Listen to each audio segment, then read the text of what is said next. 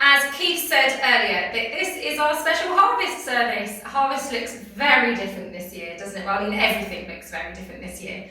And actually, one of the things that Keith and I spent a lot of time thinking about is that although things have been harder and trickier over the last goodness knows how many months, it feels like forever, actually it's still really important, and it's really easy actually to think of loads of different things to be thankful for.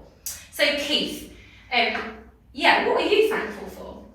Well, Vicky, there is so much, but when we discussed this a couple of weeks ago about how we were going to put the service together, if that's the expression, there's two verses which sprung out to mind. One was John 7, verses 37 to 41.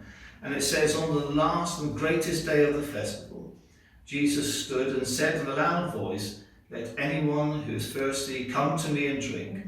Whoever believes in me, as Scripture has said, rivers of living water will flow from within them.' By this he meant the Spirit. For those who believed him will later to receive."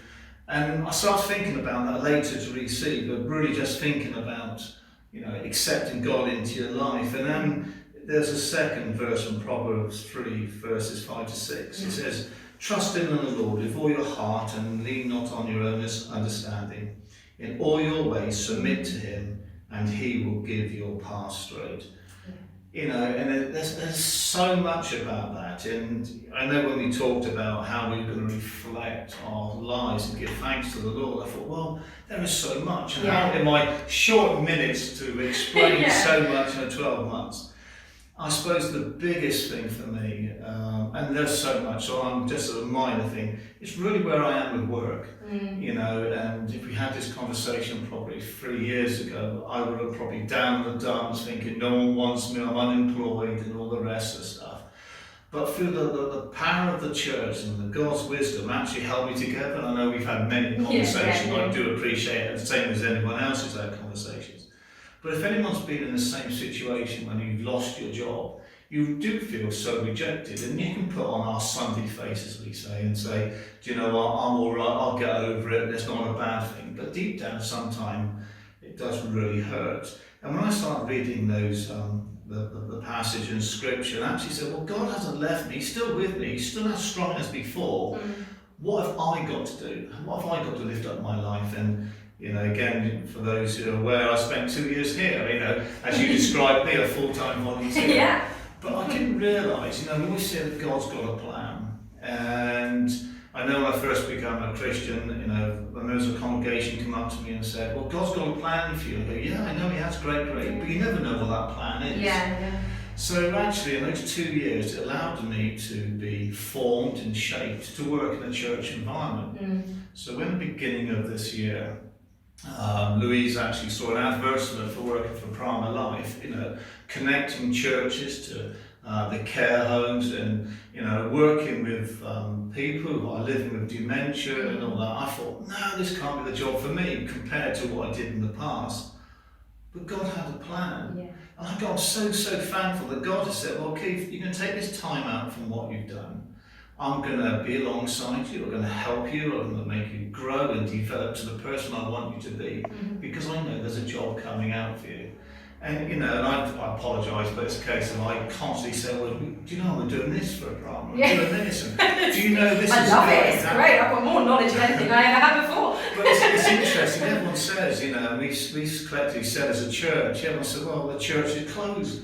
But if anything, the church is growing. We may not be in the building, but in the community and outreach and all things like that, we've grown closer within church life and study. And I know there are probably some out there saying, "Well, we don't go on a Sunday morning."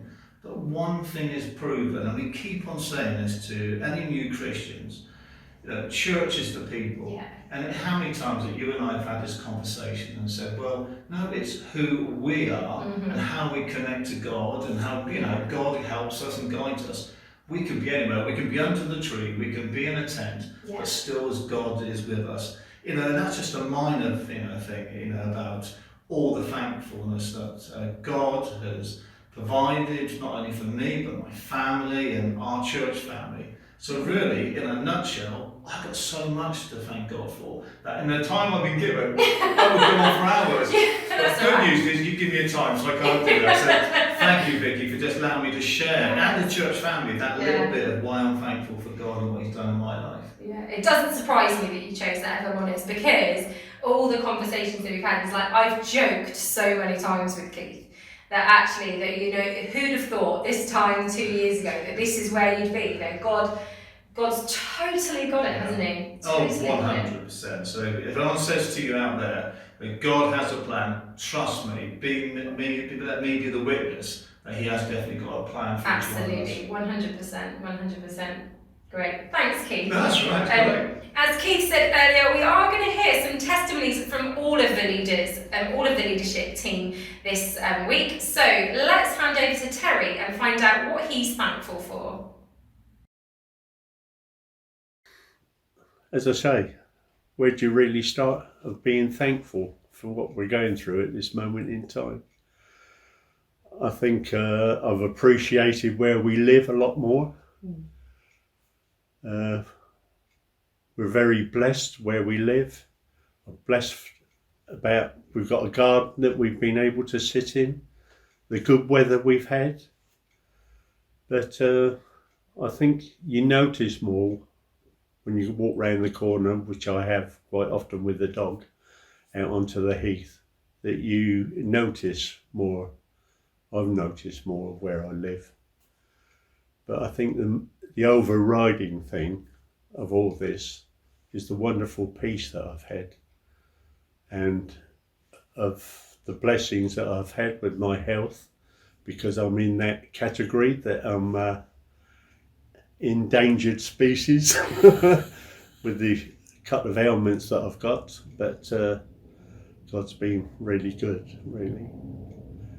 I was a bit nervous when I had my test for my diabetes, because I'd not had one for a long time because of the lockdown, and but when the nurse rang me to give me the week after I'd had it, and I thought, oh, this is not going to be good, but it was wonderful. My blood sugars had dropped 14 points. She was over the moon, the nurse, and it rang. But I think the overriding thing through all this has been the tremendous peace that I've had. It's not bothered me at all. And really, that's something that I thank the Lord for, really. It's the overriding peace that both Carol and I have had all through this. And it's been absolutely wonderful. But you could go on and on for the things you could be thankful for, really. But yeah, God's peace. What a wonderful thing it's been. And may it continue.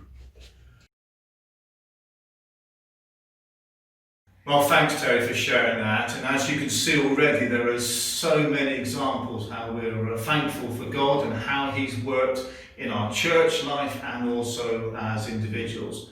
Well, Vicky was sitting there rather quiet, hoping I wouldn't ask her the question, but everyone knows me. So Vicky, do you want to share your story, how you kind of look back over the last 12 months and maybe going forward about how you'd be thankful for what God's done for you and your family? Yeah, I do. I think really for me, it's this last 6 months, and if you'd have asked me, somebody asked me the question a while ago. It's like, if I could have gone back and given myself some advice in February, ready for this time, what would I have told myself?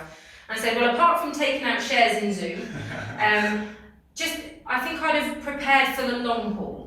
I think that I struggled with things changing. I'm not very good with not being able to plan. I'm a bit of a control freak, but hindsight is amazing, isn't it? They say 20/20 hindsight, and actually looking back at how much God has blessed us as a family in this time, you know, being able to spend so much more time with Freddie and Bertie and Daniel and all of us together as a family, and watching Freddie and Bertie become best friends. I mean, they're exactly like brothers should be. They fight one minute and love each other the next. But if you ask either of them who their best friends are, they will say each other. Yeah. You know, and I think that, you know, Bertie's speech, you know, for those of you who heard Bertie speak before lockdown, it was fairly tricky to understand, whereas now, typically, as now a PG, he doesn't shut up. You know? I can't believe that. I know. And who to think that I would be thankful for a toddler that doesn't stop talking?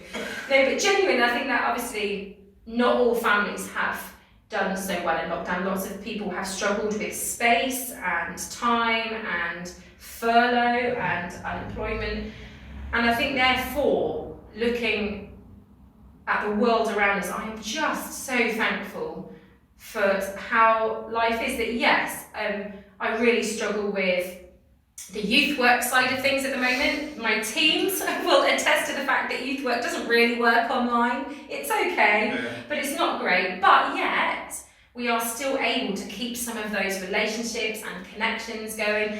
And even more than that, we've kind of broken in to people's homes. Yeah, and we've got parents joining in like our quizzes and stuff and listening to the story of Jesus in their kitchens. Yeah.